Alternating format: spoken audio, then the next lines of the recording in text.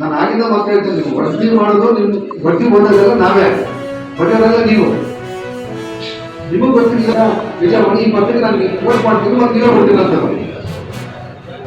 ಸಮಾನ ಆಗಲಿ ಮತ್ತೊಂದ ಸಾಂವಿಧಾನಿಕವಾಗಿ ಮತ್ತು ರಾಜ್ಯ ಅಷ್ಟು ಹೋರಾಟ ಮಾಡಿ ನಾವು ಮಾಡ್ತೇವೆ. 440 ಕೋಟಿ ಬಜೆಟ್ ಇಟ್ಕೊಂಡಿದ್ದೀವಿ ನಾವು, ಜನರ ಕಂದಾಯದ ಹಣ. 440 ಕೋಟಿ ಏನಾಯ್ತು? ಮೊದಲು ಮಾಡಿ 120 ಕೋಟಿ ಹೋಯ್ತದ್ದು.